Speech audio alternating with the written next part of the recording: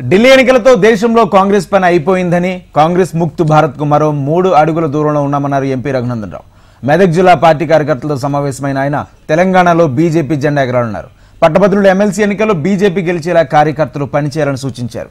రేవంత్ ప్రభుత్వం వచ్చాక టీచర్లకు రిటైర్మెంట్ బెనిఫిట్స్ ఇవ్వకుండా ఇబ్బందులు గురిచేస్తుందని విమర్శించారు రఘునందన్ రావు. కాంగ్రెస్ బీఆర్ఎస్ కు ఓటు వేయడం వల్ల లాభం లేదని అన్నారు. నరేంద్ర మోడీ గారు మొట్టమొదటిసారి ప్రధానమంత్రి అయ్యాడు. అప్పుడు కూడా ఢిల్లీలో 7 సీట్లు ఉంటే 7 ఎవరు గెలిచిరు? మనం 3 సార్లు 7 ఎంపీలు మనం గెలిచినాం. ఇది మన చరిత్ర.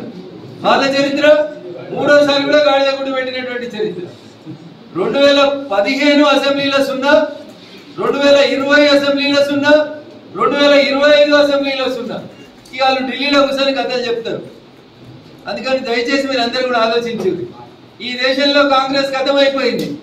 నరేంద్ర మోడీ గారు కలలు కన్న కాంగ్రెస్ ముక్త భారతదేశానికి 3 అడుగుల దూరంలో ఉన్నాం.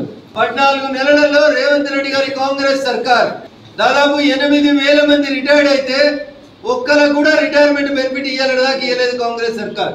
నేను కరీంనగర్లో నిన్న చెప్పిన ఒక డిఏ ఇచ్చిందని చెప్పి కిందికి వచ్చి కార్లో కూర్చుంటే నాకు 10 మంది చెప్పారు, సార్ డిఏ ప్రకటించారు కానీ డిఏ పైసలు ఇంకా మాకు రాలేదు సార్ అని చెప్తున్నారు. ప్రకటించిన ఒక్క డిఏ పైసలు కూడా ఇంక ఇవ్వలేదు రేవంత్ రెడ్డి.